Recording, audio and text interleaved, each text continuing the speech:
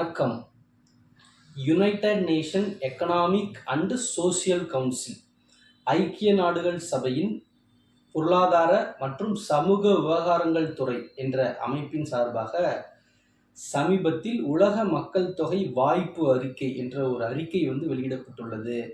அதாவது இப்போது உலக அளவில் இந்தந்த நாடுகளில் இவ்வளவு மக்கள் தொகை இருக்குது, இது வருங்காலங்களில் எவ்வாறு மாறும் என்று இந்த ஐநாவின் அமைப்பின் சார்பாக கணிக்கப்பட்டு ஒரு அறிக்கை வெளியிடப்பட்டுள்ளது.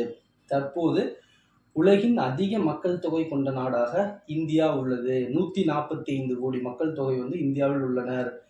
இது 2023 ஏப்ரல் முன்பு வரை உலக அதிக மக்கள் தொகை கொண்ட நாடாக சீனா இருந்தது. 2023 ஏப்ரல்ல சீனாவை பின்னுக்கு தள்ளி இந்தியா அதிக மக்கள் தொகை கொண்ட நாடாக மாறியுள்ளது.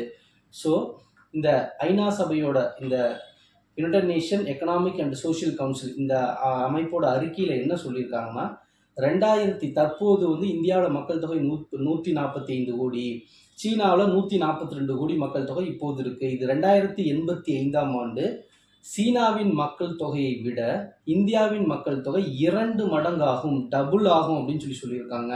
ஸோ இப்போ இருக்கிற இந்தியாவோட மக்கள் தொகை 145 கோடியானது 2085ஆம் ஆண்டு 161.1 கோடியாகவும், சீனாவின் மக்கள் தொகை தற்போது இருக்கிற 142 கோடியிலிருந்து 80 கோடியாகவும் அதிகரிக்கும் என்று கூறப்பட்டுள்ளது. ஸோ 2085ஆம் ஆண்டு சீனாவின் மக்கள் தொகை 80 கோடியாக இருக்கும், இந்தியாவின் மக்கள் தொகை 161.1 கோடியாக இருக்கும். ஸோ 2 மடங்கு சீனாவை விட இந்தியா அதிக மக்கள் தொகையை கொண்டு 2085ஆம் ஆண்டு இருக்கும் என்று இந்த ஐநா சபையோட அமைப்பு குறிப்பிட்டுள்ளது.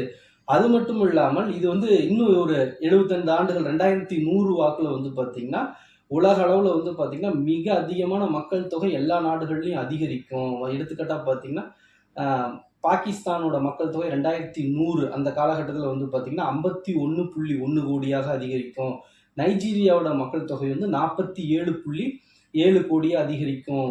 அமெரிக்காவோட மக்கள் தொகை 42.1 கோடியாக அதிகரிக்கும். அதாவது அமெரிக்காவோட தற்போதைய மக்கள் தொகை 34.5 கோடி, அதாவது 34.5 கோடி மக்கள் தொகை இருக்கிற அமெரிக்கா 2100 வாக்குல 42.1 கோடியா மக்கள் தொகை அதிகரிக்கும்னு சொல்லியிருக்காங்க. என்ன காரணம்னா, நிறைய குடியேற்றங்கள் அமெரிக்கா பார்த்தீங்கன்னா வேலைவாய்ப்பு போன்ற பல காரணங்களால் பல நாடுகளை சார்ந்தவர் அமெரிக்காவில் குடியேறது நாளுக்கு நாள் அதிகரிக்குது. அதனால 2000 அதோட மக்கள் தொகை பல சதவீதம் அதிகரித்து 34.5 கோடியிலிருந்து தற்போதுலேருந்து 42.1 கோடியாக அதிகரிக்குன்னு சொல்லிட்டு இந்த ஐநாவோட ஆய்வறிக்கையில் சொல்லியிருக்காங்க.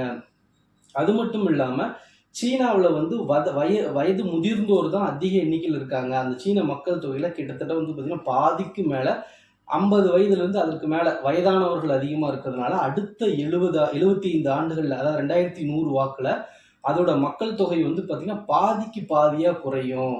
ஸோ பாதிக்கு பாதியாக குறைகிறதுனால தான் இந்தியாவை விட 2 மடங்கு குறைவான எண்ணிக்கையில் அது போகும். சீனாவோட மக்கள் தொகையை விட 2 மடங்கு அதிகமாக இந்தியா அதிகரிக்கும். ஸோ சீனாவில் மக்கள் தொகை குறைவதற்கான காரணமும் இதை தான் அப்படின்னு சொல்லிட்டு இந்த ஐநாவோட அறிக்கையில் சொல்லியிருக்காங்க.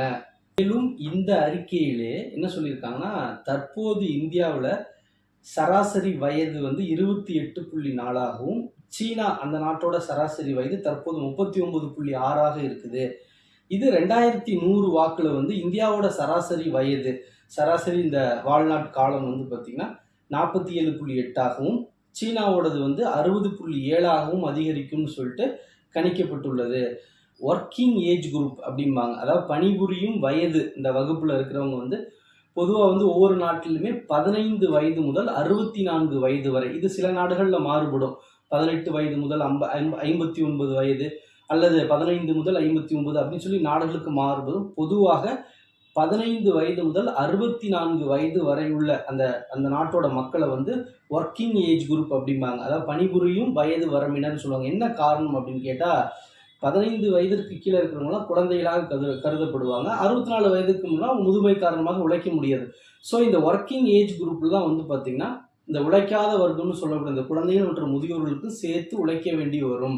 ஸோ ஒரு நாட்டில் இந்த முதியோர்கள் எண்ணிக்கை அதிகமாகும் போது அந்த நாட்டில் பார்த்தீங்கன்னா இந்த பணச்சுமை கூடி இந்த உழைப்பு பார்த்தீங்கன்னா ஒரு உழைக்கும் வர்க்கம் உழைக்காத வர்க்கத்துக்கும் உழைக்க வேண்டி வரும். அந்த ஒரு காரணத்தால் இதெல்லாம் எதிர்மறையாக பொருளாதாரத்தில் வரும். ஸோ அதனால் இந்தியாவை பொறுத்த வரைக்கும் பார்த்தீங்கன்னா 2020 கணக்குப்படி இந்திய மக்கள் தொகையில் 67% பேர், அதாவது 900 மில்லியன், அதாவது 90 கோடி பேர் வந்து இந்த ஒர்க்கிங் ஏஜ் குரூப்ல இருக்காங்க. 15 வயது முதல் 64 வயதிற்கு இந்த பணிபுரியும் வயதினர் வந்து மொத்த மக்கள் தொகையில் 90 கோடி பேர் 2020 வாக்கில் வந்து அந்த கணக்குப்படுகிறது.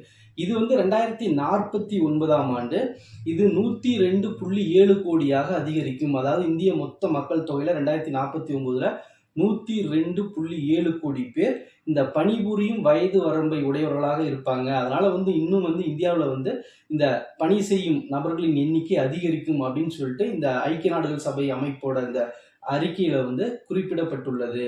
நன்றி.